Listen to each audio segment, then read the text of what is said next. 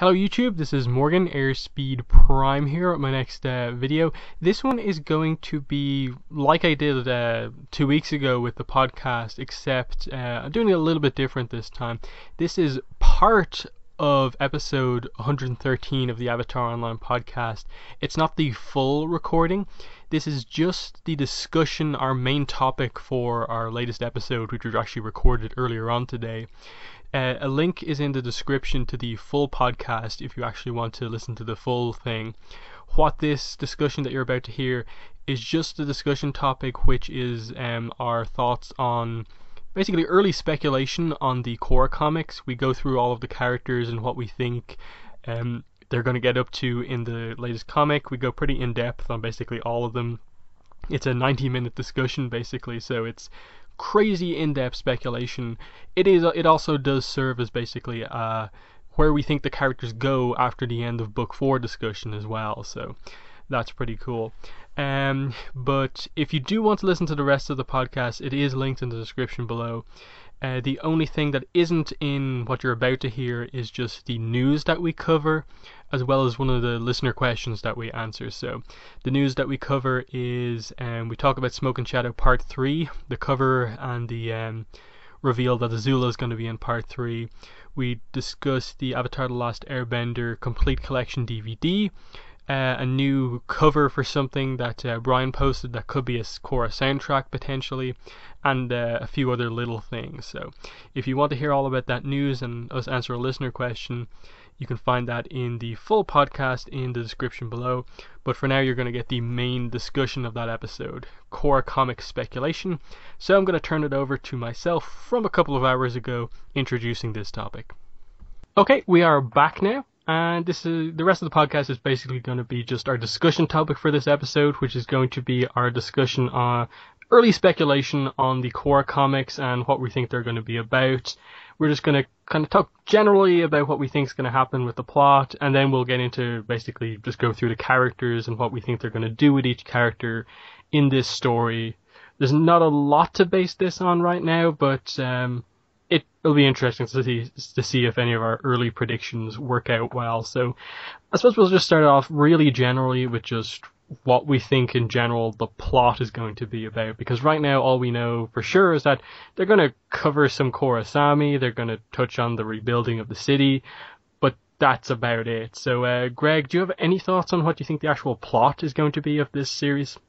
I mean, that's a tough one. I mean, other than what you just said, I mean, we don't really know too much. I mean, I would expect that they would just sort of expand on sort of the rebuild and just sort of just the world in general. Like, I would hope, since we haven't seen, too much of Korra actually sort of like traveling all over, they would actually do more of that just to, for her to finally sort of get that sort of, world travel as like an Avatar sort of experience. I think that would be pretty cool if they sort of follow that, start in Republic City, maybe go to the Earth Kingdom, since we know they're going to do some stuff there possibly, and then just check out the other nations. I mean, I think that would be pretty cool, especially since we haven't actually seen like pretty much anything of the Fire Nation other than talking about their leader that we've seen her. I think that would be pretty cool if they actually went over there, and then maybe at the end of it she ends up back home. I think that would be pretty cool if they sort of did that over the 3 comics that they're coming out with. Yeah, it's definitely hard to speculate on it, because if they're going to focus on Korra Sami, that means you have to kind of keep those two together. But Asami would seem like a key player in helping to rebuild the city with their company, but Korra would likely have to do stuff in the rest of the world, but then you can't really address the relationship if they're apart. So there's some interesting things about where they just go with those two, but definitely stuff like Wu mentioning that he's going to allow each province in the Earth Kingdom to elect their own leader. That could cause some issues that maybe Korra needs to travel to the Earth Kingdom. The Fire Nation, I think, would definitely be a cool place to see, like Greg suggested there.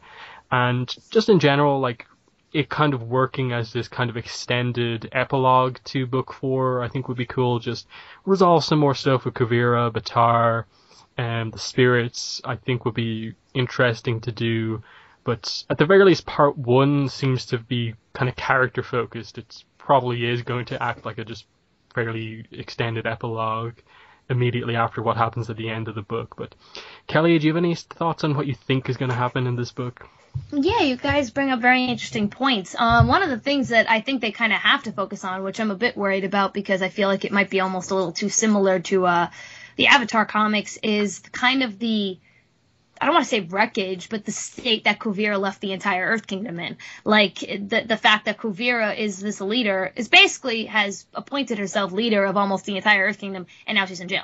So it's like, I guess what you said with Wu, in that, like, I don't even understand what that means. I'm not very good at politics, but whatever he said they were going to do, like, appoint each part, like their own individual leaders or something like that. I don't know. To me, that seems like that's going to have to be focused on a decent amount, almost as much as the rebuilding of Republic City, because, what do you call it? Just because of how big the Earth Kingdom is. We can't just kind of ignore everything that Kuvira did, you know what I'm saying? Like, I feel like that would be a very weird thing to do, but then I'm also worried they'll be too similar to them fixing what the Fire Nation did in the Avatar comics. So I'm interested to see their take on that, if that's what the plot's going to be. That, and I definitely would like to see Korra do that journey, maybe I would definitely like seeing Korra go to the Fire Nation, maybe some more Azumi for political stuff, because we barely got any Azumi, and we barely got any Fire Nation, to be honest, in Korra, so I would be very interested to see if they incorporate the Fire Nation somehow in these stories. What other idea did I have? I don't know, like, and something else that I think that would be really cool is, now, along with addressing everything with Republic City, we also have to address, like, the spirit portals and everything. And I feel like that would cause a lot of chaos, maybe, in the midst. In general, there's probably going to be a lot of chaos in Republic City in general. So we can have more, like, crimes and stuff, and, like, Mako and Lin go, like, solve some of those crimes or something like that. I don't know. I'm kind of interested in that kind of stuff. That's what I'm hoping the story of the comics sometimes, somewhat, is about. Yeah, so I think what we got here is that Book 4 has at least set up a couple of things that they could focus on in the comics, and of course they're probably going to introduce some new comic-specific ideas. I assume there will be some plot that comes into play. I doubt, for some reason I just doubt that there's going to be like a villain in these comics, like we've kind of had in some of the Avatar comics, but maybe just some issue comes up that becomes the plot of the comic, like Korra has to go somewhere or something like that. But for the most part, it seems like they're just going to act like, okay, this is just immediately after the end of this book. We'll focus pretty heavily on that. But let's get into some of the characters now. We'll just kind of go through them kind of one by one and just cover what we think is going to happen with them. We'll get into Korra and Asami, like, individually, I suppose, after this, but I think a good place to start is just the fact that where they led with in the Comic-Con panel is that they opened with, it's going to focus on Korra Asami, so it's definitely something that I think the fandom overall wants addressed, and I think a lot of people need addressed to kind of just make it clearer what their relationship is and stuff like that, and so it's definitely a good place to start our speculation on just how do they approach doing this? Like, I know in terms of speculation, before we even knew they had confirmed Korra comics, we were kind of wondering, will they allow them to explore this relationship? But that doesn't seem to be a problem at this stage. But now it just comes down to, okay, how do they do this? Like, do all of the other characters know they're together? Or are we going to get the kind of immediate kind of response from all of the characters to them being a couple and stuff like that? So, Kelly, what do you think they're going to do in terms of approaching this relationship? We assume one of the opening parts of the book is probably going to be the two of them walking out of the portal like we saw in the image that we saw. Yeah, I'm not really sure. Like, I mean that because I have no idea what they're willing or not willing to show. Like, I don't want it to be something that's only kind of addressed in the background. I mean, clearly the story is going to have a little bit of focus on this relationship, but at the same time, I'm not sure, like, how much they're willing to show, which I'm sure if they're doing it in the first place, they can't just completely shy away from it. You know what I mean? Like, that would just be not good at all. At this point, I have seen other medias on other channels explore this, like, not unnatural concept is whatever, like a normal thing, much better and more prominent over time, and I feel like it would be such a missed point if they don't kind of go straight head on. You know what I mean? If they don't, maybe not like crazy. I mean, it still has to be a somewhat, like, you know, children's I can't talk. Like, you know, children's teens age comic, you know what I mean? But at the same time, there should be no, to me, I don't think there should be any shying away of any like serious subject matter, like talking about the explicit relationship between these two women. So, I mean, for example, what do you call it? The TV's doing it much more now. With Steven Universe. Steven Universe is literally not afraid to show any of that kind of stuff. And the fact that they are even letting them do that, I think, is showing we're getting better with that. So I think the story is going to focus on that. Maybe not entirely, maybe not like a crazy amount, but at least somewhat to make a bit of a storyline between these two characters and character development. So I'm hoping that's what they do. If they don't, I would actually be disappointed. Me personally. Yeah. Yeah, I think a lot of people, from what I've seen just when this was first announced by some of the big Korra Sammy shippers, was that they really do want this book to at some point show the two of them kissing, their first kiss or whatever. Just because it was clear that they probably wanted to do that in the show, but that was kind of just far enough to where Nick didn't want to fully go down that road. But I think the comics, they can probably just about show that, and it would be nice to just have that moment that we didn't quite get in the show. But for me, I definitely would like to see basically the other characters' reaction to their relationship. Like, is it a shock to a lot of the characters, or did some of them have like a hint that yes, this was going to happen? Like, obviously it's confirmed that Kaya is also part of the LGBTQ community, so did she have a hint about this before? That would be interesting. And like, especially certain characters like Mako, I think everyone just wants to see what Mako's reaction is to seeing the two of them together. And I think that would tell a lot just about how they are going to approach this. Like, because we don't know in general how these type of relationships are kind of seen in the universe. So like, is it that big of a deal or not in this universe? And yeah, I agree they're probably going to have to give it a little bit of focus, but I can't see them basing the whole 72 pages of like the first part around this relationship. I do think that either talking to each other or talking to someone else, they probably should kind of somehow explain kind of how the two of them came to see each other in a more romantic way rather than just friends, because that's definitely, I think, the part that most people think is kind of missing from their relationship. It's just, when did it go from friends to romantic? And I'd like to, you know, Mike and Brian have said that, oh, well, you're actually meant to interpret all of these scenes in like book 3 and 4 as that happening, but a lot of people didn't see that. So I'd kind of like the characters to maybe say, like, back when this happened was when I started to see you in a different light or something like that. You don't have to focus massive amounts of pages on it, but I'd like some sort of like just Korra and Asami maybe talking about their own relationship to each other maybe. But Greg, what are your thoughts on how they'll approach their relationship? Yeah, no, I think you make a good point about them sort of explaining sort of how they sort of came to that point, and I think that would be pretty interesting. I mean, if in the beginning of this comic they are both coming out of the portal together, I think it would be interesting at some point if they did, you know, maybe not like an in-depth flashback, or they do some sort of flashback when they're actually, you know, on their, you know, vacation in the spirit world, and they're sort of talking to each other about their relationship, and, you know, maybe not like a full recap, because that would be boring, or at least to, you know, people of who've watched the show, it'd be boring too, but for new people, the comics, it wouldn't be that boring. It'd be a good sort of catch-up for the whole series, but just sort of, you know, from whatever point in the series that they want to pick where their relationship started to develop, they could sort of go a little bit more in depth to it. But as far as how they go about, you know, showing the relationship overall, I mean, I would hope that they would just do it like normal, like any other sort of relationship, you know, like sort of just, you know, based off of, you know, the comics that we've got so far, you know, just how sort of, you know, Aang and Katara's sort of relationship has gone in, you know, the comics. You know, sometimes you see more of it, sometimes you see less of it, but you sort of always know that they're sort of together. I mean, after they do sort of the initial, you know, everyone knows that they're sort of together and we get sort of people's reactions to it, then after that, you know, it just becomes a normal sort of relationship, and, you know, whatever the plot is of the actual series of comics, you know, just sort of goes forward, and you just sort of always know that. So I would hope that they would do something sort of like that.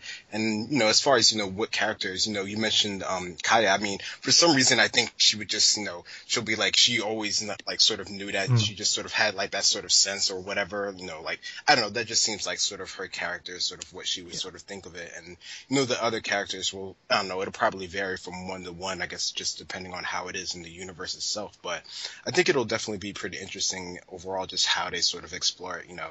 As long as they don't shy away from it too much, I think it'll be done pretty well, especially since, you know, the people who are actually working on the comic. Yeah, because I know I've seen a lot of people say like they have headcanon stuff while Korra was still recovering. She talked to Kaya a lot about this sort of stuff, and it helped like Korra to realize kind of how she felt and stuff like that. Maybe, but maybe they won't do that. But Kelly, do you have any further thoughts on this? I mean, well, I completely agree with what you guys just said about, you know, them talking to each other about it and talking to others about it and seeing their reaction. That's basically stuff I meant to bring up too. Not any other thoughts I could think of specifically. I'm just hoping that it's addressed in a respectable way, not just like shoved in the background or anything like that, which I don't think it will be. Yeah. But I think it needs to have a constant presence, even if the plot isn't entirely focused on it all the time. Yeah, it's definitely going to get some focus. It says a lot. The way they announced the comics was with Korra-Sami, and the first thing they said that it's going to focus on is Korra-Sami. So they know that more than anything, they have to satisfy Korra-Sami shippers with this book, and so they definitely are going to make sure they write that effectively and correctly. So let's get into some of the members of the Korra-Sami ship, and we'll start with Asami. She, like we'll probably get into when we talk about Mako, is a character who needs individual focus as well as focus in the relationship with Korra, because I think her lack of involvement in some of the books was probably a reason why there are some issues around the Korra-Sami ship in terms of like, how did it happen? We barely saw Asami at all, and now they're together. But if it's going to focus on the rebuilding of the city, it makes sense that Asami is probably going to be heavily involved in that. Like, we started off book 4 with her cutting the ribbon basically on a new kind of train station, I think it was. So she's helping to build parts of the city anyway. So to me, it would make sense that her company, Future Industries, would help to rebuild the city now. I think you could also maybe do something with like a potential funeral for Hiroshi, because we didn't really... We got the moment where kind of Korra and Asami talked about that, and kind of Korra helped to console Asami at the end, but we didn't really see like any like ceremony to celebrate that or a funeral. So I think maybe you could do something like that. But other than that, I'm kind of like, okay, what's Asami's role going to be? Or is it just going to be as like Korra's girlfriend and she's just going to be there? But Kelly, what do you think Asami is going to be up to in this series? Yeah, you brought up some good points, like the Hiroshi funeral, helping rebuild Republic City because of Republic. What was the name of her company again? Something Future Industries. Future Industries. I knew it was. I was about to say like Republic Industries. I don't know why I forgot. I'm hoping we get some Asami specific storylines.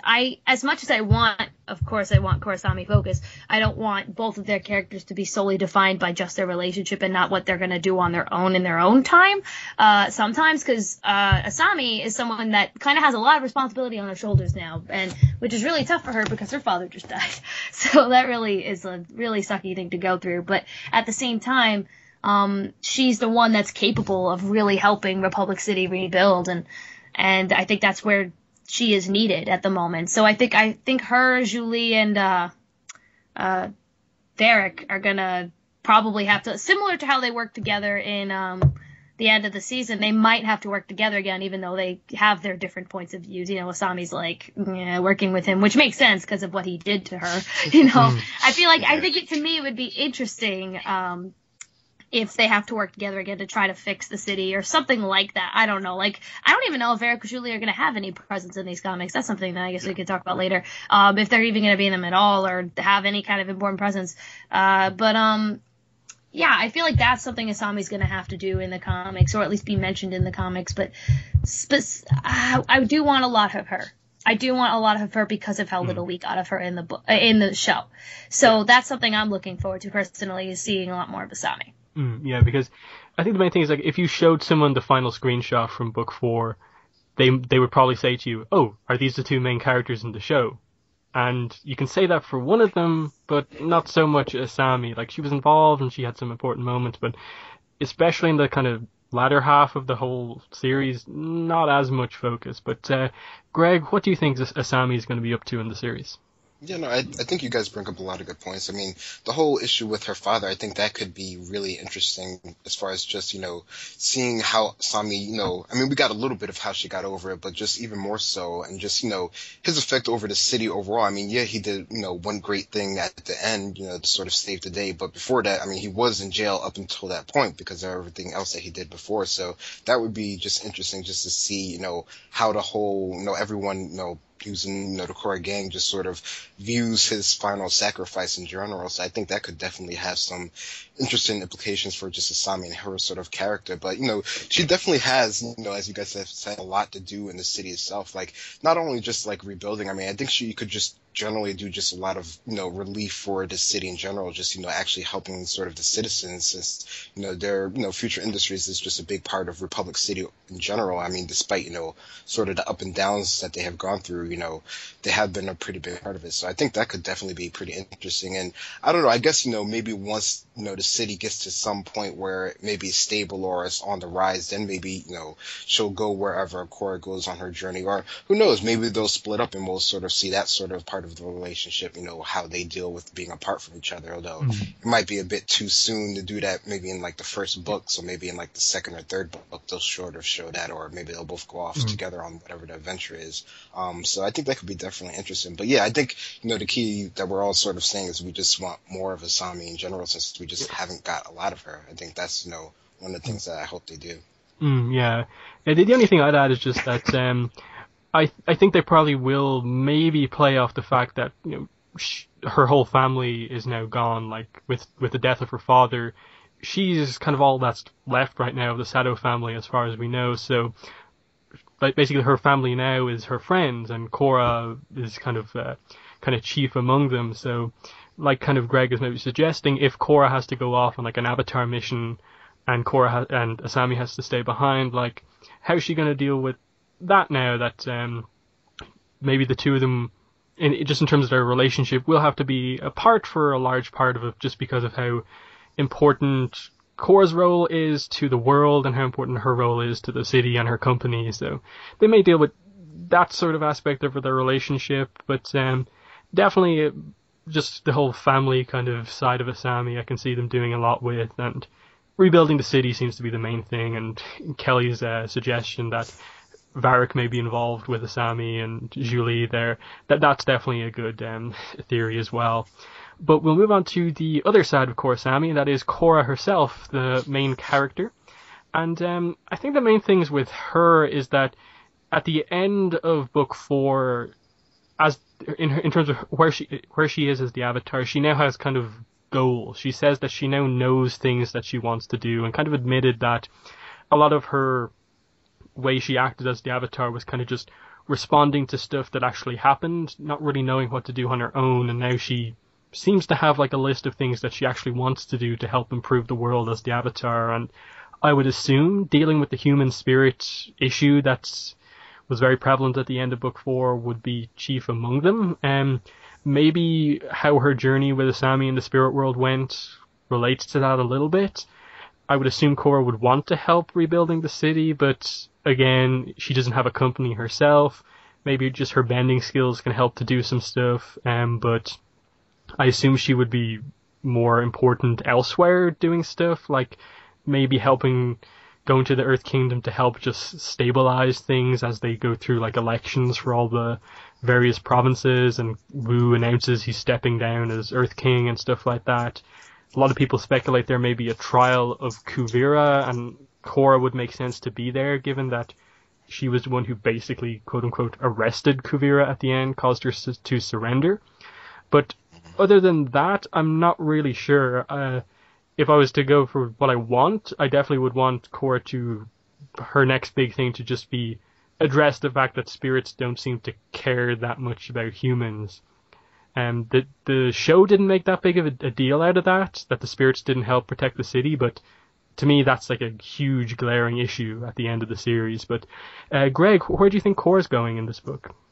Yeah, no, I think that's interesting. The whole issue with the spirits. I had that on my list as well, and I don't know. I think that could be really interesting how they sort of work that together as far as how the people of Republic City. Because I mean, we saw that we thought it was in like a really good place. I mean, they were given sort of like tours of the spirit wilds and whatnot, and all that stuff seemed good. But the fact that the spirits sort of turned their back at the end, I don't know. It definitely does seem kind of odd. So I mean, I would hope that they do actually do something with that in general. And I don't know. After that, I mean, I definitely could see Korra just as sort of like a face for just sort of the rebuilding that's sort of happening in Republic City and just all the new change. I mean, they do have, her monument there, her statue. So, just her, I don't know. I mean, she's definitely not sort of like the best sort of like speech person or anything, but she definitely does, just her presence can generally, just have a positive effect on people. So just her being in sort of the community as they're sort of doing the rebuilding in Republic City, I think definitely would be a plus, for her. And, that could give her actually a reason to stay in Republic City for a while rather than,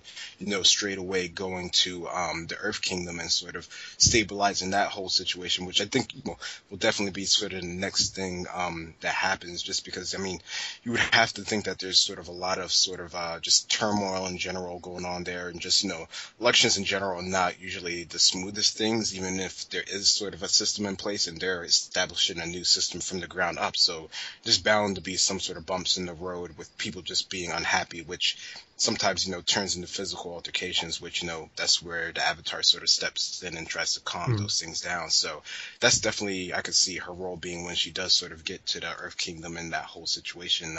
But beyond that, it's kind of tough. I mean, I guess it'll be really sort of what the whole plot is of the actual story. I mean, I hope she does some more traveling in general. I think that could be just really good for her character overall. I mean, I guess we sort of did see a little bit of that when she left the Water Tribe before, but just more of that in general, and just her interacting with people as sort of the Avatar. After everything she's been going through, I think she can definitely sort of relate with people a lot better at this point. So seeing a Korra that's more level-headed interacting with people, I think could be really cool. Kelly, what are your thoughts on where they'll go with Korra in this series? Yeah, you bring up really good points in that one of the things my mind first went to as well was the spirits and the spirit situation.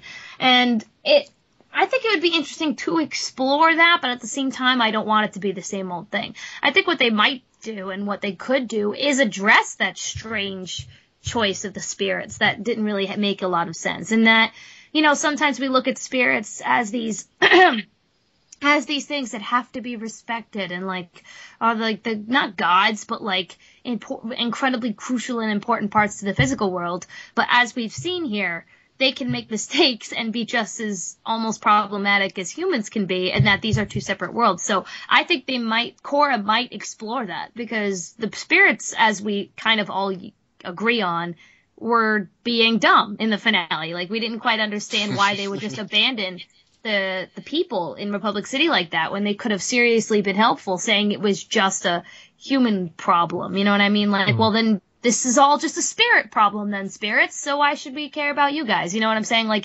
That kind of mindset. So I'd be curious if they address that. I don't know if they will. They might not.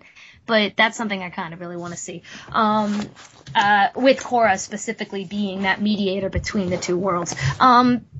Korra exploring is definitely something I want to see her do more as well. I'm really looking forward to see if she goes to the Fire Nation, maybe have some talk with Azumi again, because I feel like Azumi was a character that just showed up for a second just for the sake of it, and I'm oh, we could have had so much more with her, so, what do you call it?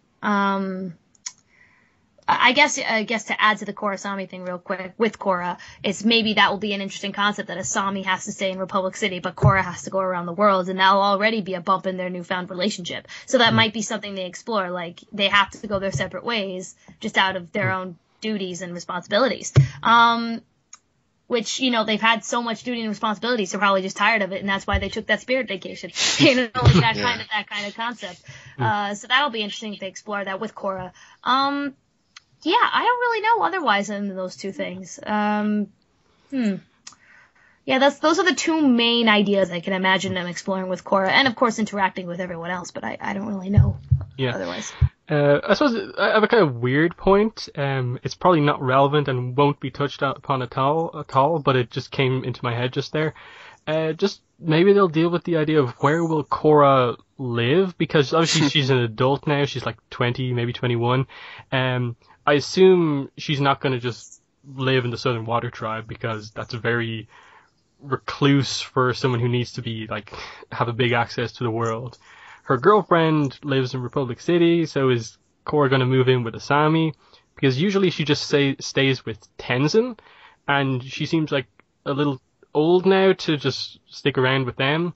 So maybe she gets her own apartment, or, as I said, moves in with Asami. It would be interesting to just address that right now, because it just seems weird, like, where does Korra actually live? Where does she kind of call her like, normal home? Because she spent most of like the past few years in Republic City, apart from like her recovery time. But that'd be interesting. But I suppose with Korra, let's get into the main plot point that I suppose maybe needs to be addressed, and that is just the spirit portal. The fact that she made a new one in Republic City.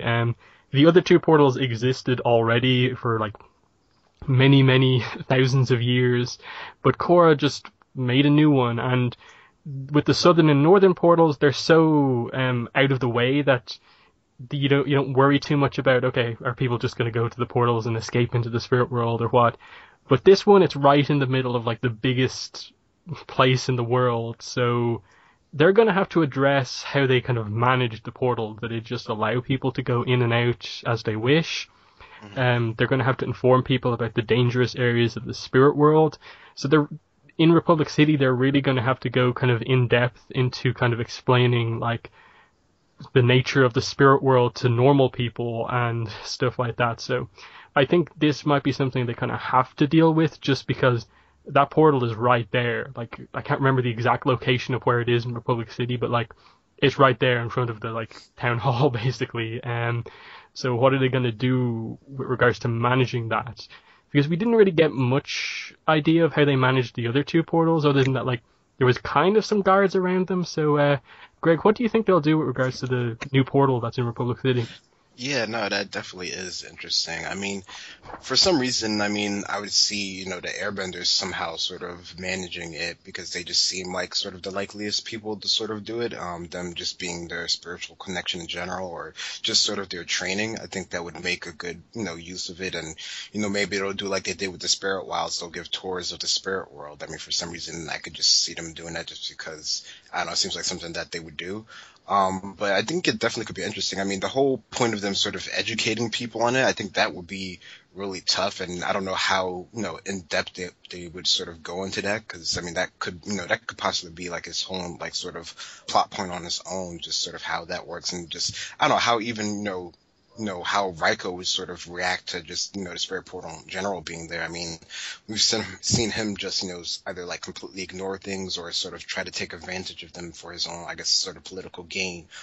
So that definitely could go in many different sort of ways, and just, how Korra will try to sort of, I guess, help with that, since, I mean, I don't know, for some reason I could definitely see people just arguing all over it, and just, maybe a lot of people would want her to sort of close it.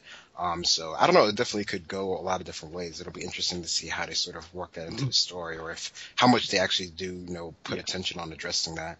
Yeah, because with this portal there's now going to be a lot more spirits in Republic City, I assume.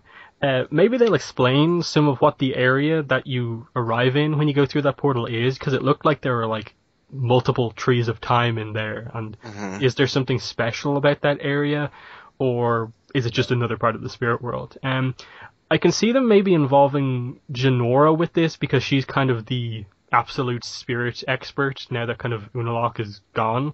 She seems like the one who knows the most and can connect the most with spirits. So maybe like Tenzin putting her in charge of like looking after people who go into the spirit world would be interesting, because she's such an expert at this. But other than that, it's going to be interesting just to see how they address it. But Kelly, do you have any idea how they'll handle this new portal?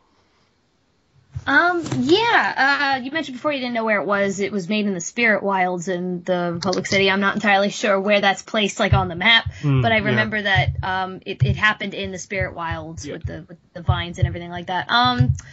Yeah, you bring up an interesting point with, Jinora helping, being a part of that, trying to get spiritual experts to be a part of it. Maybe maybe Korra will look around the world for spiritual, experts. Like, you can connect these things together. They might not all be as separate as we think they are. Like, as we're talking about these plot points, they might actually do have a connection with each other in a more smooth way than what we're talking about. An interesting point you brought up was, how when the spirit portal was created, when they were inside, it was like a bunch of these trees at a time looking things, and it's like, what does that even mean? Is it just spirit world, or is it something else? And I have a feeling they might explore it being something else, because being in there, it didn't seem like just another part of the spirit world. It felt like some different thing altogether, but that's just me personally. But maybe they will explore that, because, I don't know, something about it, the fact that it was created from this, like, spiritual technology in, like, a physical place. To me, I think it might be more special than the other spirit portals, and they might explore that a bit. Maybe it's partial physical world, partial spiritual world. I don't know. But considering that Asami and Korra went in there to the spirit world, I guess that might not always be the case. They might have that might just be the spirit world. It might just be some other part. But, what do you call it? The actual place was very well animated, and I'm curious to go back in there and if it has a point. And, just the relationship of that portal with the people around it. It's like, what, are you going to put up a fence? You know what I mean? Like, can people just walk in there? It's like, what are they? I don't even remember what the money is called in the Avatar world now. Yuan. Yuan. I was close. It's like 20 Yuans walk into the spirit portal. You know what I mean? Then that becomes similar to the end of book 2 and in between book 3, and I kind of hope they don't go the same way with that. You know what I mean? Like, book 2 ended with, we've opened the spirit portals, and then we've seen how that relationship changed. I don't know if it's going to be like the exact same situation with this new spirit portal. I really hope it's not. I hope it's not like the exact same thing. I think it could be very interesting. I feel like that's probably if anything, that's probably going to be the focus. Like, rebuilding Republic City and that spirit portal. And they can go many different ways. Yeah. I can maybe see them also including Raiko in this, and that he might make some really, like, rash decision about, like, close it off, like, don't allow anyone in there, and, like, he basically builds a, like, barricade around it. Yes, President Raiko. And that, like, maybe affects the relationship between humans and spirits in the city, and it relates more into the Raiko-Korra arguments, and that he's never, like, agreed with her on, like, anything, except a little bit in book 4, but, they still have a lot of issues going back to, like, book 2. But this definitely seems to be one of the main things that they will address plot-wise. But we'll move back into the characters, and I suppose next we'll go with Mako. Probably the character who needs to have a really good showing in this book the most. And I think a lot of people have kind of got to the point, like, okay, Mako, I don't hate him anymore. Now do something good with him. I've always kind of liked him as a character, so I do want him to have, like, a bigger role here. And definitely, I think just doing stuff with him as a police officer would be a good idea, because you kind of got rid of that with putting him with Wu in book 4, and you maybe didn't get across how good of a police officer he is, when he is basically a master detective, quote unquote, basically with how intelligent he is and stuff like that. But I can maybe see them doing something where they kind of maybe set him up to be the next chief of police in the city, where I would like something where maybe Bei Fong is considering retirement or something like that, and just sets him up as, like, when she does retire, he's next up because he is actually, like, an excellent officer and stuff like that.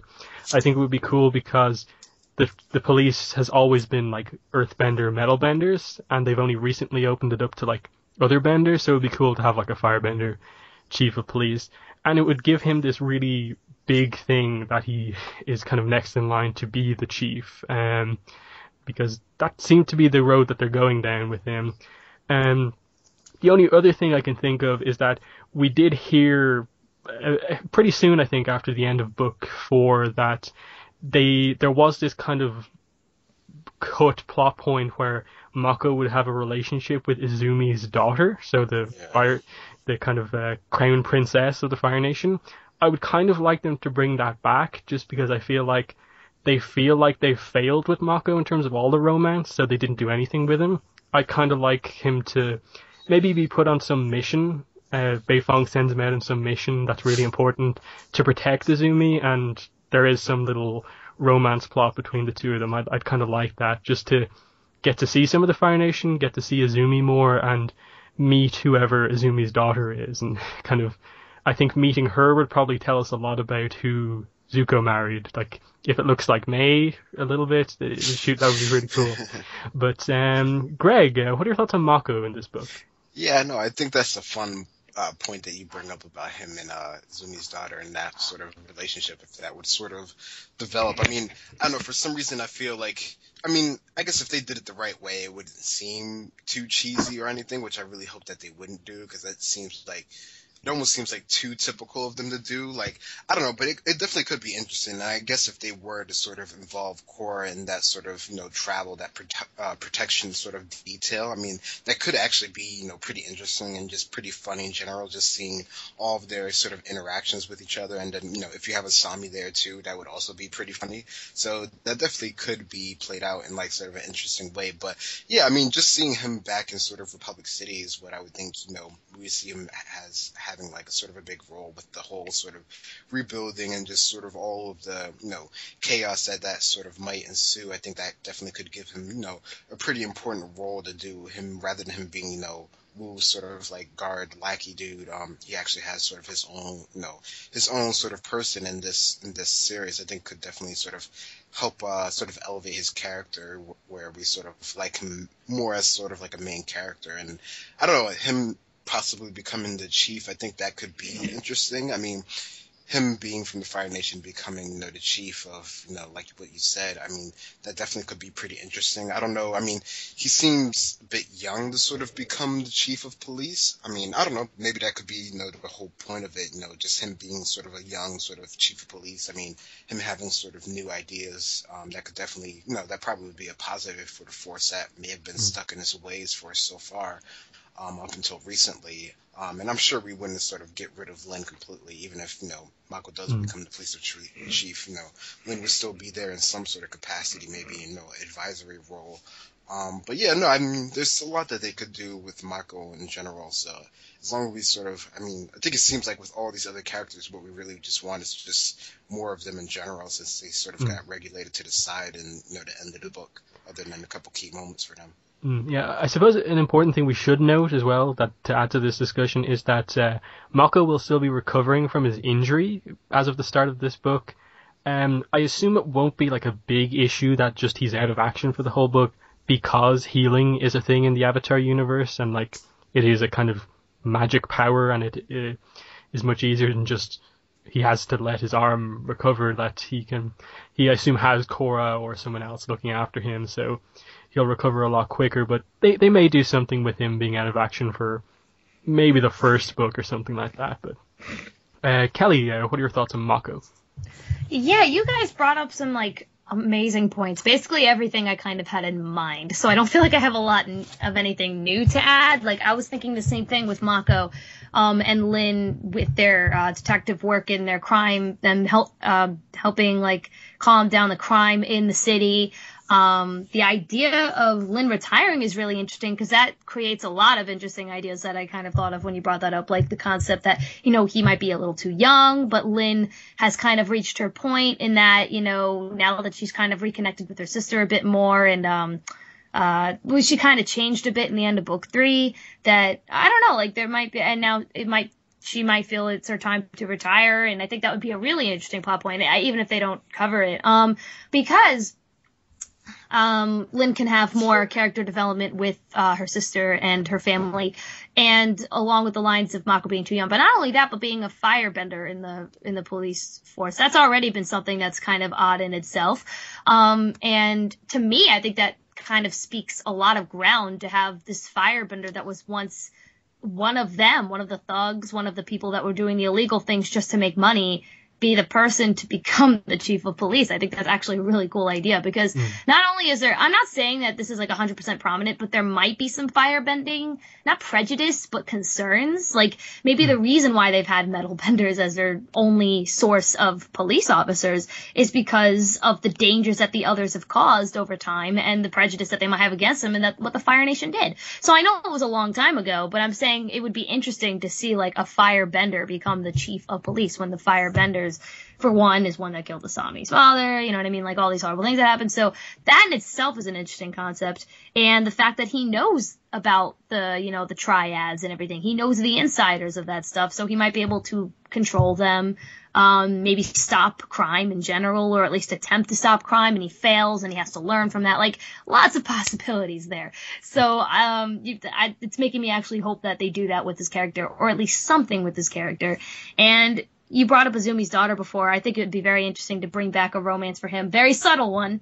Very subtle. I don't want a whole nother focus on this again, to be honest. I don't want his character to be defined by that, because I feel like his character is only defined by that and his detective work. And his detective work is the much more interesting part of him at this point. You know what I mean? Like, that can be explored a lot more than the awkwardness that there is from Korra and Asami. I feel like, yes, you can have that a little bit, especially when Korra and Asami are explaining their relationship to him. I could totally get that. Maybe he'll understand. Maybe he'll be confused for a while. I don't know.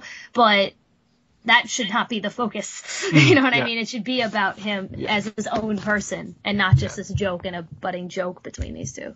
Yeah, like, or even if they do go down a romance road, I can maybe see them doing for something like where she likes him, but because of his previous experiences, he doesn't want to start a relationship because he thinks it will just fail, and then maybe something happens where he does actually pursue it and realizes that this is going to be a good relationship for him and stuff like that.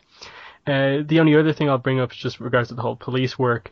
I can maybe see them relating this new spirit portal to this, and that like that would be a really obvious place for like people who've just committed a crime to go and hide out in the spirit world.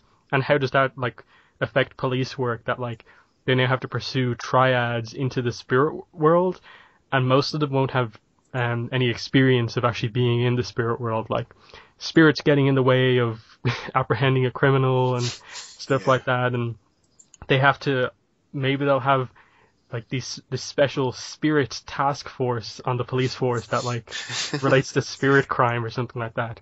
I'm writing the whole book here, but I think it would be a cool idea for sure. But we'll move on from Mako to his brother Bolin, who I think is in a really odd position going into this book in that he's not acting anymore.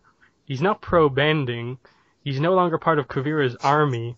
So the only real thing that like is clear about him is that he has his relationship with Opal back, and that's still a thing. The only thing I can see them doing is that he's probably going to help with the rebuilding of the city, because they kind of set up in book 4 that the thing he found that he liked the most was kind of being this kind of charity worker / humanitarian. He liked that aspect of being part of Kuvira's army more than the military aspect. So maybe something like that, but definitely I do think they need to give a little bit of focus to his relationship with Opal, just because they resolved it in book 4, but they didn't have a kind of final moment where like, I think you saw them dancing on the dance floor at the wedding, but like you didn't have like their kiss moment at the end or anything like that. So I'd like to see them maybe explore that, but other than that, I'm not sure where they go with Bolin. Maybe Varrick, now that he's married, does something different with his business, and Bolin is maybe he hires Bolin, or Bolin works for Varrick. I don't know. But Kelly, what do you think they're going to do with Bolin? Yeah, that's something I've been trying to think about this whole time. In that, I don't know, because like you said, you're right. He no longer works for Kuvira. He doesn't act anymore, at least from what we've seen. I'm not really sure. I agree it has to probably have something to do with Varrick, even in the slightest. If anything, they probably will be, and I'm kind of worried about that, because we got a lot of Varrick Bolin stuff in book 4, more than we probably needed, and this is coming from a fan of both of them. So they're probably not going to have that huge of a presence in the comics, in my opinion, and maybe they will, but I don't think they're going to be, in my personal opinion, I don't think they should be too much of a focus. They should be in it, definitely. And maybe Bolin can find something interesting to do. Like you said, he is much more of somebody who he kind of found his way. You know, that's something that you can argue is really good about Bolin's character, is that his character took many different paths throughout the show. And he kind of finally found what he wanted to do, even if it was a misguided way. You know what I mean? And that he really does want to be like this person who helps people who are suffering and everything like that, like he was when he was a child. So it's kind of like Bolin and Mako both finally found themselves throughout this book, starting out as just like sports people trying to make money. Bolin becomes an actor, and while he loves acting, the person betrayed him, and he doesn't really get too much out of it. You know, stuff like that. You know what I mean? Like, there's a lot to explore. There was a lot to explore with this character. There was. You know what I mean? Now that we've kind of found where he is, it's like, well, where do we go from here? Because Bolin had much more development in the final seasons than Mako did.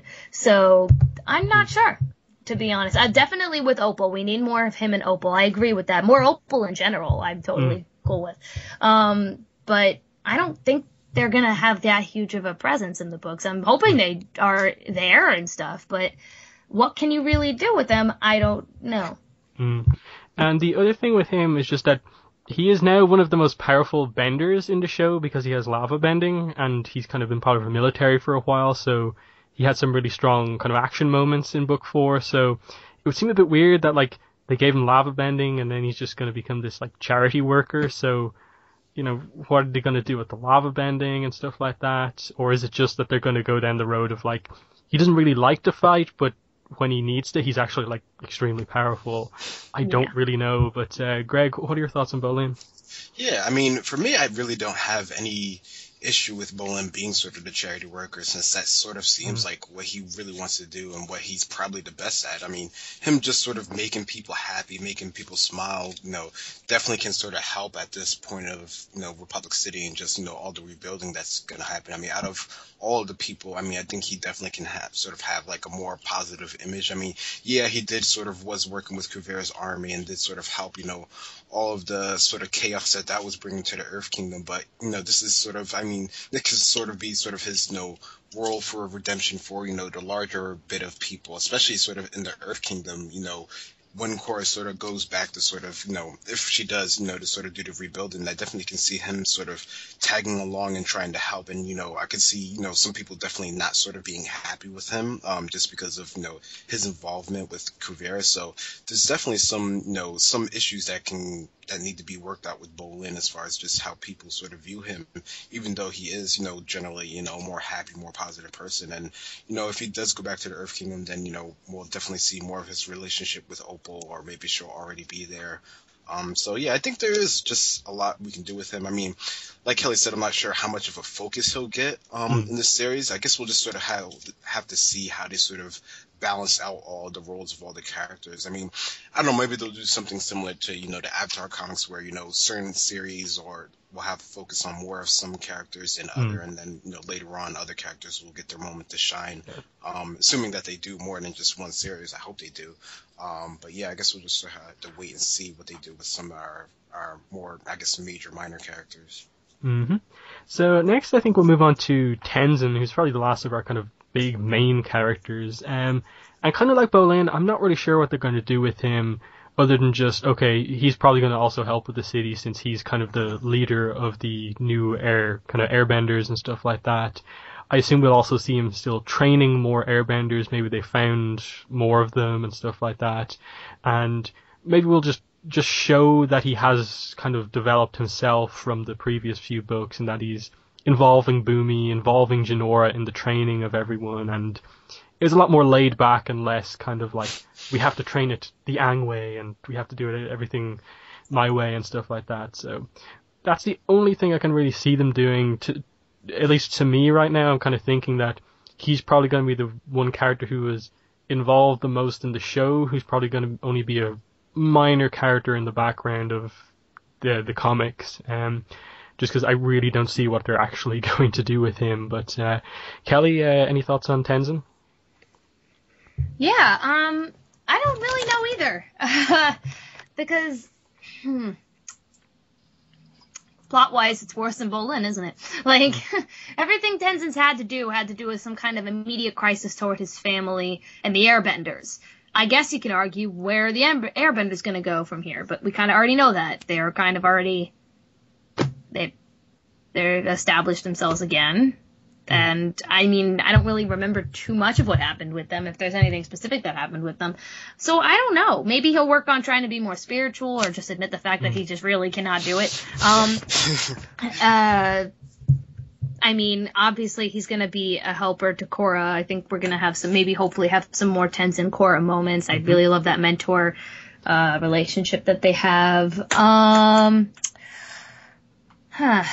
I really don't know. If anything, I'm kind of hoping if he is in it a lot, that it's with the kids, that it's with the Air kids and more of them. And I know we've had them together a lot, and there could be more exploration for other things, but that's honestly all I can see them fitting it with. You know what I'm saying? Like, that relationship is already so solid. It's like, well, they could do other things, but at the same time, it's so solid and it works. You know what I mean? Like, him and the kids and Pema, you know what I mean? So I'm thinking maybe something with them as a whole, or maybe the kids separately. I'm not sure. I kind of want more focus. Personally, we haven't gotten to it yet, but I do want more focus on the kids.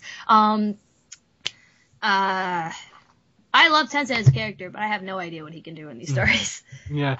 You mentioned it there briefly, but I do think him training to be more spiritual would actually be a good thing to do. And I assume he would probably want to learn that from Jinora. In response to the spirit portals, too. Now that there's a spirit portal. Yeah, because like now that it's like right there, like where they live is like minutes away from a spirit portal.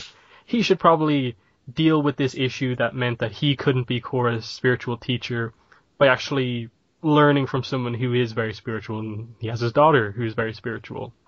So that's something I'd like to know, just because I think it would be a kind of really nice moment just for Tenzin to kind of gain somewhat of a spiritual connection and be somewhat helpful if there is some big spirit incident or something like that. But that's about the only plot focus thing I can really see them doing with him. But Greg, any thoughts? Yeah, no, I mean, I think you guys bring up a lot of good points. I mean, him training to be more spiritual, I think that could definitely be a positive. And, you know, if there is some sort of control over the spirit portal in Republic City, I'm sure he would be involved with that. And, you know, Jinora would, you know, as we've said before, would probably be the expert on that. So he definitely would be involved in that. I mean, other than being part of Republic City and the whole reforming of everything, I mean, it's kind of hard to see what he would have more involvement in. I mean, I don't know. I mean, he is he was, you know, very into the whole political scene, so maybe he could lend some help to the Earth Kingdom and them forming a democracy, since he sort of was, you know, involved with that in Republic City when they first got their president, so maybe he would be involved in that. I mean, I couldn't see him actually sort of traveling all the way over there, but he definitely can lend some sort of support to Korra and Wu as far as just, you know, general advisory. You know, maybe that'll, you know, push him to, like, more forefront of that role, but other than that, it is kind of hard to see where he will go, but I'm sure he'll be involved in this story in some capacity, because, you know, he's just a cool character. They wouldn't just let him go to the wayside. So next I think we'll go for Jinora, because I think we'll address Milo and Iki separately, because Jinora is definitely kind of a little bit of a level above them as characters. So we've touched on her a little bit already. I think definitely if there is something with the spirit portal, they can involve her with that, because she is the most knowledgeable person about spirits basically right now that we know.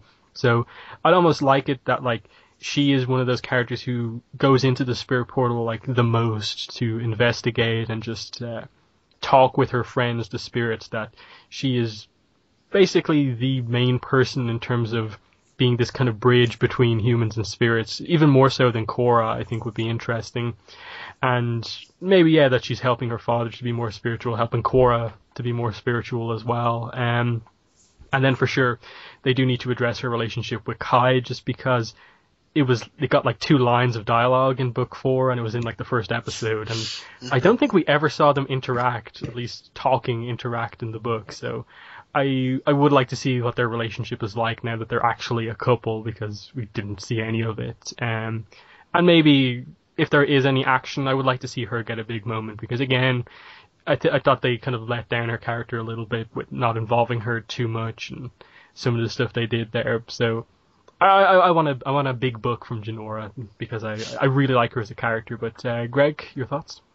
Yeah, no, I would definitely hope for a big book for her. I mean, we seem to have like such high hope for her when she finally got her tattoos, and it almost seems like it sort of was, almost wasted her potential in the book. So it definitely would help if, in the comics she does have more of a role. I mean, I don't know. I mean, I wouldn't expect her to have like a huge focus or anything. I mean, I would see her just, one of the people who's just more involved with Korra and sort of whatever she's doing as far as her avatar role. I mean, I think that would definitely be more important because I mean, she was, she has, even being younger than Korra, she definitely has, a mature sense to her, and just her whole spiritual sense is definitely, the highest out of anyone we've seen so far. So she definitely has a lot that she can sort of add to the situation. So I think it'll be cool just to see her role and how it plays out. Yeah, for sure. At the very least, what I want is that, like, if Korra ever sends up the Team Avatar signal, that Jinora is one of the characters who's kind of part of that now, as well as Mako and Bolin and Asami.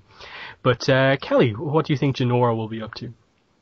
I just agree with what you guys said, and that Jinora's character as a whole was it was a waste, because like you made it seem like it was this huge thing at the end of book 3 and it was a really big deal, and then I mean, yeah, we see her airbend and stuff in book 4, but like we've always seen her airbend, and she didn't. I'm not saying that experts can't lose sometimes, you know what I mean? Like, even though she is an expert now, like, she lost, but it's like it would have been nice to see her actually like succeed in something, you know what I mean, in book 4. Or more, for the most part. So we definitely need more Jinora in general, and more of her skill and her ability as a spiritual person and as an airbender in the books. I mean, I'm not sure what her specific story would be. We definitely need to see her and Kai's relationship more too. There's a lot to be had with this, because we missed a lot of her character in book 4. So there's a lot to have her do. I mean, actually, I shouldn't say that. Like, she should have stuff to do. If they need a character that fits that role, it should be Jinora, because she was cheated out on in book 4, and I think it would make a lot of sense for her to play this big spiritual role with the spirit portal, have Kai help her. I don't know, just something like be a spiritual studier, since she's always been that, but she wasn't in book 4. So I don't know what specific role she'll play, but it's got to have something to do with her bending in spirits. I mean, and to see how her brother and sister would fit into that would be very interesting as well. I kind of want all 3 of them to do more things together, but we'll bring that up later. Yeah, and we'll go straight into that. Iki, Milo, and maybe Rohan. Maybe they'll do something with him. Maybe he can talk now, and maybe we'll find out if he is or is not an airbender at some point. Maybe that's something they could do with Tenzin. Maybe they've just found out he is an airbender and he's going a bit mad or something like that he can't quite control it and is just randomly blasting wind in people's face, like Pema joked about it before. But with Milo and Iki, I'm just not really sure what they're going to do with them. Because I can't see them giving, in this book at least, anyone else their tattoos just yet. If they were going to give someone their tattoos, I would guess it would be Kai. Or maybe Milo before Iki, just because he seems to be established to be a better airbender than she is. But I'm not really sure, and I doubt they'd give Milo the tattoos this young. So I really don't know what they're going to do. Obviously, they're probably still going to be active in their kind of airbender Jedi roles, traveling the world, helping people. I know a lot of people did speculate that maybe they'll reintroduce Tu Yan, the little girl that Milo was flirting with a little bit in book 4 at the start. They may do something there because she lives in the Earth Kingdom, and we're maybe going to go back there. But with Iki especially, I really like that episode where she got focus in book 4, but I don't know what they're going to do with her. But Greg, your thoughts on the rest of the Air Kids? Yeah, no, that is sort of a tough. I mean, I don't know, they seem to work best together when they're sort of as a family unit rather than on solo, even though we have got a bit of them on solo. So, I mean, I definitely could just see them sort of doing things together as sort of a family, even if it's sort of traveling or sort of helping out. I mean, obviously they're in Republic City, so whatever sort of happens with there, I'm sure they'll be involved with. But I don't know, they're definitely sort of the harder ones to pick out sort of what they'll be doing overall. I mean, they'll definitely help sort of Korra in whatever they're doing as far as in the city, but I'm not sure if we'll get to see them sort of traveling again or anything outside of Republic City, because I don't know. Once you start getting into those characters, that's sort of a lot to sort of focus on in this series, and I would hope that they would stay a bit focused while giving us a bit of some of the side characters. So I'm not really sure what they're going to do with them. Yes, and Kelly, any thoughts on you for the rest of the Air Kids? I mean, just basically with the rest of the Air Kids, I'm not entirely sure what they're going to do, like you said, if they're going to have a focus or not. But I do want them to have much more of a presence, if not closer with each other. Yeah, like we haven't. Did we talk about Rohan? I mean, we can bring him up. I mentioned a little bit about him. Maybe he could talk. Maybe he has his ending now. I would figure he would have a bit more of a focus than the other kids, just because he's growing up now, and now that we've seen him, he's at least 4, I think. And he's 4 years old in book 4, and that's enough to start talking and doing things, even if he's very, very young. So I kind of want to see more of him, if he's an airbender or not. He's probably an airbender, but I'm saying, what if he's not? You know what I mean? That would be kind of an interesting thing. Not like a story plot thing, but I don't know. I just want to see more of the kids. I always thought they were a very cool part of the show in general. I really liked that episode where they were all traveling together. Iki's always been my favorite Air Kid. I guess just out of just wanting to see them more. I'm not sure what role they would play in the story. That's true. I believe they would probably be helping Republic City as well, since that's their home, along with Air Temple Island. Maybe help out, but other than that, I'm not entirely sure what they can do on their own that they haven't already did in book 4 with that search for Korra. I just want to see them more. That's just the honest truth. And I think characters like them and other characters can use a little bit more of a time, because I always felt like they were there but not there. You know what I mean? Like they were always in this purgatory of, I don't know if purgatory is the right word, limbo, of like they're important characters but they're also barely there. You know what I mean? That kind of thing. Yeah. Like it's a kind of an awkward. And Jinora has left that a bit, and she's obviously a little bit more relevant in book 3, especially. But even so, it's like, remember how important they were in book 1, or at least a little bit more important in book 1. So it's like, it's very interesting how they're going to handle these characters. I'm just curious to see how they're going to go about it. I don't know how. Yep. Next, I think we'll move on to the Bei Fong family. So I suppose we'll cover Lin, Su, Batar Senior, Huan, Wei Wing, those type of characters here. Opal, I suppose, as well. Just because, kind of like the Air Kids, there's not a lot to say about most of them individually. Maybe Lin, Su could get a bit extra focus, but for me, obviously you're probably going to have Opal be with Bolin at least a little bit, and she's still going to be fulfilling her airbender roles, but she's also probably going to have something to do with the rest of her family, and that there's like a lot of issues as of the end of the book with her family, and that her brother obviously was part of the enemy, and now he's going to be, I assume, on trial or something like that. And they did set up somewhat that, like, Su Yin says to Batar, like, it's going to take time, but I'm sure we can fix what's happened here, and stuff like that. So you could definitely do something there. Lin, I would assume will still be chief of police, and I don't see her retiring in the book, but maybe set up something where she is setting up Mako as the next chief. But it'll just be fun to see more of her now that she is closer with her family. I'd even like to see, like, is Toph now closer to the family, or is she still just a recluse out in the kind of swamp, or is she going to visit them a lot more, or be more of an important character now? I'm not really sure. I can see them kind of just making a little bit of an appearance, like involving Sue if they involve Kuvira in the story at all and do a trial with her, but a lot of these characters I don't see them doing anything major with. But Greg, what are your thoughts on what they're going to do with most of the Bei Fong family, I suppose? Yeah, no, there's so many of them. That would definitely be a tough one to sort of stuff in. I mean, definitely Lin will see her in some capacity with, the city and the rebuilding and however they do that. Probably with Mako as far as that, and her in her chief role, that's always a cool thing to see. So that'll be interesting. And if she has, I'm sure we'll have some scene with her interacting with Korra, which is always fun to see.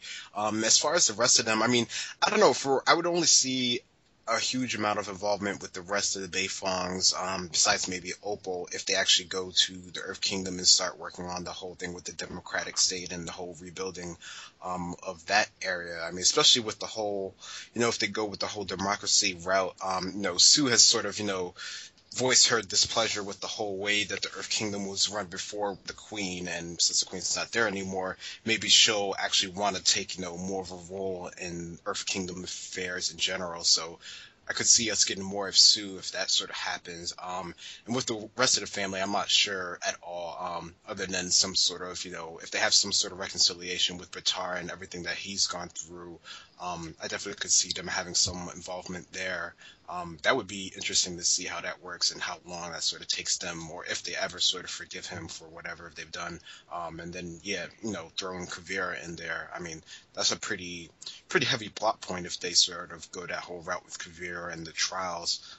So I don't know about that one. Maybe in the later half of this series, or maybe the next book, if they do it, we could see more of that.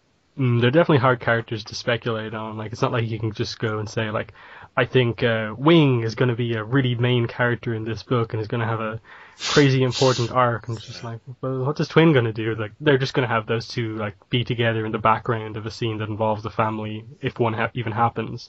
But Kelly, any thoughts what they'll do with the Bei Fong characters? Yeah, I'm not entirely sure. I mean, we have so many of them, and it's like they barely got any screen time. We already talked about Opal with Bolin a bit, and Lin and Sue. I think there might be some more Lin and Sue interactions. Maybe there's a lot to be had with Batar. I don't know what role they would play. They have their own home to live in. You know what I mean? They live in that place. I forgot. Zaofu. Yeah, they live in Zaofu, so unless Korra visits Zaofu and stuff, I don't really know how big of a role they're going to play. They might stay and stick around to, like, help Republic City again, but how much longer can you help Republic City, you know what I mean? So I have no idea. Batar could be something to be explored, along with, there might be a trial of Kuvira. That might be a plot point, because, of what Kuvira did, and it'd be interesting to see a trial of Kuvira.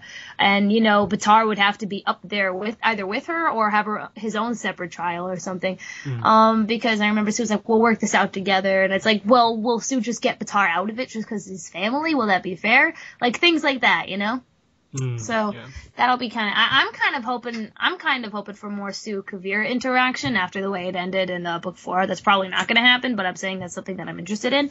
I don't know. I don't really know what they're going to be doing. Yeah, so I suppose that leads into the discussion on Kuvira herself.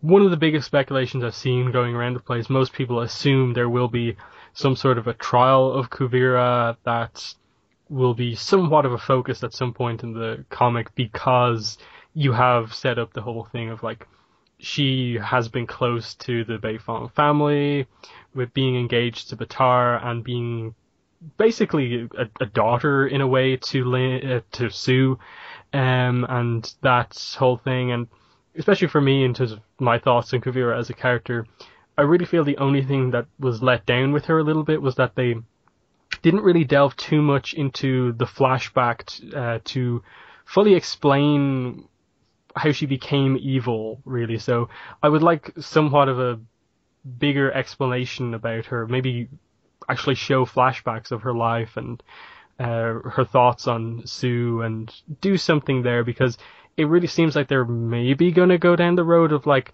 okay, she's not evil anymore. Yes, she's done bad stuff in the past, but she's not really a threat going forward, but she still has to, like, obviously stand up for her crimes and stuff like that. But she could still be a character in this book at some point. But Greg, what do you think they'll do with Kuvira? I mean, that definitely is sort of a tough one. I mean, the whole trial thing, that seems like the obvious thing that they would do. I don't know. It'll be interesting just to see if they even, like, how much focus they sort of put on that. They don't seem I don't know. We haven't seen as much as far as, how they're actually sort of dealing with everyone that's sort of done. I mean, we did see Hiroshi in sort of jail, so maybe we'll have some sort of interaction there between Kuvira and sort of Sue, and then we'll get sort of like, the flashback or, backstory that you were just talking about. I think that could be pretty cool, but I don't know. I don't know if that seems like something that or that I would necessarily want them to sort of focus off right on the bat. With everything that sort of happened, I would want, maybe more on sort of the characters that we're actually able to interact with normally, and then maybe sort of go to Kuvira. I don't know. It'd be interesting to see if she, like, who would do the trial for Kuvira. Like, would it be done in Republic City, or would it be done in the Earth Kingdom? I mean, I guess technically, Republic City is part of the Earth Kingdom, or at least that was the idea. So, I don't know. It'd be interesting to see who just sort of runs the trial and sort of, I guess, what would be sort of the max penalty that she could get for everything she's done? Like, is there the death penalty? Like, could that even be something that they would consider? I mean, there's a lot of different things that they could do with that, I guess. Yeah. They'll bring back Judge Hota from book 2. Yeah, that'll be fair. and then they'll do the joke where, like, Korra appears with Naga at the door and he, like, runs off or something like that. Yeah. But no, that'd be a bit silly. Just bring the Water Tribe judge, the guy who's taken a bribe, and they'll have him do the most important trial in the last how many years since Yukon. But Kelly, do you have any thoughts on what they'll do with Kuvira? Basically just what I said before, maybe a trial, maybe her relationship explored with Sue, maybe some more explanation on her choices, although I think they summarized it very well at the end of book 4, even though it was very minimum. I still think they did a very good job at, like, explaining why she did it and, how she felt. But I think she is going to have a presence in book 4, maybe with the trial, maybe not, maybe just in the jail cell like Ozai. You know what I mean? Like, maybe similar to Ozai being in the jail cell. She'll be in the jail cell and Sue will come talking to her or something like that. I don't know. But I think she will have a presence, even if it's word of mouth. You know what I mean? Like they'll talk about her, and they'll talk about her effects, and they'll talk about her things. So she'll definitely have a presence in these comics. I don't know. Along with maybe even not the Red Lotus, because they're all dead now. Specifically, oh my gosh, I haven't seen the show in so long. I don't remember anyone's names. The Airbender guy. Zahir? Yes, Zahir. I knew it started with a Z. Maybe something like I'm kind of expecting them to talk about past villains at some point. Maybe not, Amon and Unalak, but like, possibly Zahir talk and possibly Kuvira talk. So that's kind of what I'm expecting, but maybe we'll see some Kuvira. Yeah, the other thing is just, I suppose, a question I have. Will they attempt at all to still make her relationship with Batar be a thing? That there may be, like, hope for them getting back together, or what? I don't know. Like, depending on how they go with Kuvira, it could be a thing, or it just could be completely off. I don't know. Do you guys have any thoughts on if they'll still keep that relationship relevant at all? I mean, I don't know. I don't really see, I guess right now I don't see what would really be the point. I mean, considering her position of being in jail for however long or whatever they decide to do with the trial, I mean, I don't know if that would be something that they should focus on. I mean, I don't know, maybe it would be interesting just to sort of see how the two of them interact with, her pretty much turning on him, depending on how you sort of take that whole situation and her goals. It could be interesting to see his sort of reaction to her. Maybe she's sad about it, maybe she's not, I don't know. So that could be interesting, but I would hope that they wouldn't do a huge focus on that. I mean, I don't know. It could be interesting just since we seem to be talking a lot about relationships with various characters. Maybe that'll be something that they throw into. I mean, I hope it won't get a big focus because it just doesn't seem that important to me personally, but I don't know. I can maybe see them doing something like where the part of the reason she wants to, I suppose, change and prove that she has changed from that power-hungry person is because her relationship with Tara was actually real, and just her kind of power-hungriness got in the way, which caused the incident that led to their kind of breakup, basically. And now that kind of Korra has kind of, I suppose, kind of erased that from her personality, maybe it could be that a part of her reason for wanting to redeem herself is to fix her relationship with Batar, because she did seem somewhat conflicted about pressing the trigger, firing the cannon. But Kelly, any thoughts on this relationship? Will they even reference it at all? I definitely think they'll reference it, especially if Vitar and Kuvira are going to have a trial or be in jail or something. Maybe Vitar probably is not going to be in jail because the family will get him out of it, which I think in itself is an interesting concept. Like, oh, well, I'm an important person and my son did something bad, I'll take care of it and not have him face the consequences for his actions. You know what I'm saying? Like, I think that's something to just discuss in general, any kind of, especially reference. I think those things are going to be referenced. If they're going to focus on it or talk about it or like have them talk about it with each other, I have no idea. Maybe like a quick line with each other or something as they're going into their jail cells or like as they're patting each other for some reason. Maybe Vitar will come visit Kuvira in jail and talk to her for like a second, but that's all I got. You know what I mean? Like I can't really think of anything else. Yeah. The last characters I have on my list, and then I'll give you guys a chance to bring up some other characters maybe we haven't mentioned, is just Varrick and Zhu Li. Obviously, they get married at the end and are a happy couple. We've obviously talked a little bit about how Varrick, I assume, will also help to repair the city with his company, but at the same time, we don't even know if he has his company because he was working for Kuvira before, and we assume he never got his company back, so we don't even know what his position is. He still seemed like a kind of rich person, I suppose, at the end, given how flashy their wedding was. So I assume he still has business power and stuff like that, so that won't be much of an issue. Helping Asami do whatever she is doing. But I'm not sure. It'd just be... I suppose with those two, I'm just kind of looking forward to seeing just a few little scenes of them as like a married couple or something like that, and then maybe in like part 3 they reveal Julie's pregnant, we're expecting a child at some point, because Varrick as a father seems like such a weird concept that it just kind of doesn't work but kind of would work because of how crazy their relationship is. So that's my kind of crazy prediction, knowing nothing about the book. They'll announce Julie's pregnant at some point. But, Greg, any thoughts on Varrick and Julie? Yeah, no, that would be pretty crazy. I don't know, that would be sort of fun to see and how that would play out. But yeah, no, it's sort of tough to go with either one of them. I mean, I could see them definitely having some involvement in the city. I don't know, because, I mean, we saw him with, sort of Kuvira and sort of that whole sort of situation. Maybe he, works more with public city government. Maybe he works more with Raiko. I don't know. I guess that could be interesting. I mean, if he does have his sort of business, I mean, I definitely could see him sort of helping out the city, since now he seems to have sort of a moral center. So he's not going to just do whatever. I don't know. Maybe he'll create some new invention that'll actually sort of help in the rebuilding efforts of the city. I think that could definitely be interesting. And, maybe it's good enough. Maybe Asami will actually, bother trying to sort of work with him after everything that's happened. I mean, I'm sure Zhu Li would be able to keep him in sort of line now, so Asami would have as much of a trouble as she has had in the past with Varrick and all of his craziness.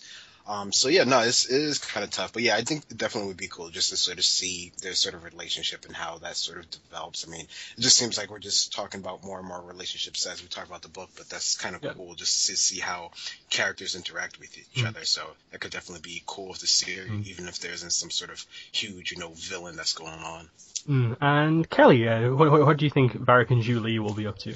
I have no idea. I think I agree in that they're probably not going to be focused on a lot, just based on the amount of focus they had in book 4. I still think there's going to be something with working together with Asami, possibly to help the technical side rebuild Republic City, maybe. We don't know what his status is on his own company and his own money and stuff. We're assuming he's still rich just because of the wedding, like you said. But I'm not entirely sure. Maybe Julie and Varrick will start a new company or something that will do something silly or fun or like an interesting idea. You know what I mean? What is it called? Do the Thing Industries or something. I have no idea. Like, stupid things like that, right? They'll probably be comedic relief if they show up. I feel like they won't play much of a role until like the actual plot or anything. But if they are in it, probably similar to Bolin and maybe some other funny characters, there will probably be just simply comedic relief that help out every once in a while or something. But I believe that they probably won't be in it as much either. That's kind of what I'm taking out of it. And maybe the end of book 3 will announce that Julie's pregnant. That'd be hilarious. Just the shenanigans that can ensue from that alone. Yeah, because clearly he would name like Bolin as like the godfather, and I don't know who would be the godmother. Maybe Korra or someone. Yeah, there could be some fun stuff there. But Greg, do you have any other characters you want to bring up here? I don't really have any other characters. I don't know. I mean, I guess it'd be interesting to see what happens with Naga and Pabu, just, our animal Yeah. characters, just to see their involvement in the series. Are they going to just be more comedic relief, or will they get more focus? Since I don't think we got as much as Naga in the later part of this last season, so that'll be cool just to see them and what they do. Yeah. I think most people completely forgot that. Hey, Pabu was actually on Air Temple Island the whole of Book 4, basically. But Naga, I assume she'll get some sort of a focus just because it's a comic. At some point, the artist will probably want to draw Naga at some point. So it would make sense. And they could do a little gag where just like Korra and Asami are in a scene and they're showing their relationship, and Naga's just like, I approve in the background. Just like Korra's best friend Naga approves of this relationship would be a cool little moment. But Ellie, any thoughts on the animals? Yeah, no, I definitely want to see more of them too. I feel like they could do a lot of things with them, like in the background, and be like what you said with like Naga, like approving, and Pabu getting in the middle of conversations and stuff like that, like things like that. Like, how I remember when the Promise first. When the Promise first started, a lot of people were like cracking up at the part where Momo was stealing Bosco's. At least for me, I thought that was hilarious. Like, while they're talking about serious situations, like Momo and Bosco are like, playing with each other, and he's stealing his hat. You know what I mean? So, like, little things like that. Like, I feel like Pabu can do that in the background too. You can get a lot out of them through that, and I hope they don't waste that opportunity. Yeah. And I suppose they could just do cool stuff like Asami is like really close to Naga or something like that, and she can kind of call her just as good as Korra can or something like that. But Kelly, do you have any other characters to bring up and talk about? Yeah, actually I did. Kai and Boomy. I want to see if they were completely taken out of Book 4, basically. Was Boomy in Book 4? I forgot. Yeah, he was for a little bit, right? He was for a little bit. Yeah, Kaya was just like completely erased from Book 4, and I would really like to see Kaya in it and possibly interact with Korra and Asami on their relationship, considering what Brian said wasn't a lie. You know what I mean? And that she's part of the LGBT community. Yeah, I'm really hoping we get to see them again. And even if it's just in the background, I felt like something was missing when they weren't there. I felt kind of like, oh, really? No Kaya? You know what I mean? So, maybe more older and Katara kid interactions as well. Just like the whole family together kind of thing, I mean, maybe not. Maybe they'll all go off to do their own separate things. I don't know. I'm just saying some kind of mention of them or talk of them. Yeah. With Boomy, I can definitely maybe see them just in the background, just confirming that, okay, Tenzin has put him in somewhat of a teaching role with the Airbenders because he's has certain experiences from being in the military. I really don't see them like giving Boomy tattoos at all. Like, I just think like he'll be just that character. He was too old to reach the rank of master or something like that. But he's happy just to be an airbender and help out and stuff like that. Kaya, as kind of Kelly said, like I think they will do something where they just have her there and make some comment about Korra and Asami's relationship or something like that. I don't think they'll go overboard with her in being involved in that, but they'll just have her say something. But Greg, any thoughts on those two? Yeah, no, I mean, yeah, what you guys have said for Kaya, I think that would be pretty cool. I mean, I don't know. I mean, I guess if they do more with sort of Tenzin and sort of just his whole group of family, I definitely could see more of Kaya and Boomy just overall, and just, Boomy just being involved in whatever they do with sort of the airbenders in general. I could see Boomy sort of being involved in maybe in like sort of a secondary leadership role, just, with all of his experience that he's had. I think that definitely can work out for him pretty well, but I wouldn't see such a huge involvement in them in the series because that's a lot of characters. Yeah, the final ones I just thought of were just some of the ATLA characters who are still alive. I mentioned Toph briefly, like that they may involve her if there's any Bei Fong Family stuff. She seems to be a little bit closer to everyone now.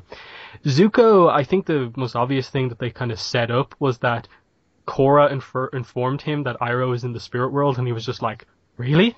So now that there's a spirit portal right in the Republic City, like he has kind of easy access to that. Just as a little side note, I'd maybe like Zuko to go into the spirit world and visit Iroh, because that would like make everyone cry and be like a really powerful moment for Zuko to meet his uncle again, and just they'll basically be like the same age in how they look and just talking to each other. It would be really a funny moment. Katara, I assume, will be involved somewhat. At some point they'll include her, but I'm not sure what they'll do. And then I suppose we haven't really mentioned Korra's parents. I assume they'll maybe have a moment where she introduces Asami to her parents as her girlfriend or something like that, and they're completely fine with it, and and they kind of are happy to kind of include Asami in their family or something like that. That they kind of accept her as a kind of in-law daughter or something like that, maybe. But they're just, I suppose, some of the characters we just haven't touched on just yet. But Greg, any thoughts on any of those characters, the ATLA crew or Korra's parents? Yeah, no, that's a lot. I mean, I don't know. I mean, I guess I could see them becoming more involved in the story if, Korra goes, I guess, to the Southern Water Tribe. Then we could see them more of Katara, or even, Korra's parents. That would just, I don't know. I guess that's just, more interesting sort of character interaction that we sort of can get with everything that's sort of happened. And that could definitely make for some interesting sort of, I guess, dialogue or just fun dialogue to read. But yeah, no, I don't know. That's a lot. I'm not really sure. And Kelly, any thoughts on any of those characters? Yeah, I'm not entirely sure. I would like to see them again at some point. Zuko didn't really have the greatest goodbye other than what you said when Korra said, Iroh was in the spirit world. I definitely want something from that. I think that would be awesome if they do that, him meeting with Iroh in the spirit world just for a little bit. I don't really know what Katara could do. I don't remember the last time we saw Katara. I'd like to see her. Maybe, yeah, of course. Oh, sorry. Again, I haven't seen the show in a while, I'm being honest here. That was great. If anything, okay, look, hear me out. We have a lot of characters in this show, right? I think Katara had a really good, that's Katara's final speech. You know what I'm saying? I don't know. I would be thrilled if she was in it. I'm not saying she shouldn't be in it. I'm just saying, as compared to Zuko and maybe some of the other minor characters and or old Avatar characters, Katara kind of had a really good send out already. You know what I mean? So, I'd be more satisfied in seeing some of the other characters like Toph, with maybe her family and, some more mention of the past. I would love to actually figure out if Sokka and Suki had a kid or not, at some point ever since the beginning of the show. Yeah. Those are the things I'd probably want to focus on more, even though I love Katara and everything. It's just, she already had a really good kind of ending. Yes. So, we've done a huge amount of speculation on a book we know basically nothing about. So, I'm sure all of this stuff could be covered if the book was 300 pages long. We get all of these scenes we just mentioned, but realistically, we're probably going to get very few of these scenes because we went super in depth. But I think this discussion has shown is that there are actually a lot of stuff. There's a lot of stuff set up from the end of book 4 that could be addressed, and there are a lot of characters in interesting positions going in that. Some of them have kind of clear paths they could go on, while other characters like, say, Bolin or Tenzin, they kind of don't really have anything going on at the end of the book, and they could do anything with them. And then the big thing we just don't know is what's going to be the, I suppose, unique, special plot point of this story. We don't really know what that is. But I would assume the next information we get on this book will be that I would assume they would announce the artist at New York Comic Con for what this is, because I'd be a little bit worried about when this book is actually coming out if they don't have an artist by New York Comic Con in October. Just because I'm kind of that's kind of looking at 2017 then for the comic rather than 2016, which I would hope was when the first one comes out. But I assume Mike and Brian will keep us informed as to what's going on with the book, and hopefully there's some news about the series as the year progresses. But that has been our discussion topic for this episode.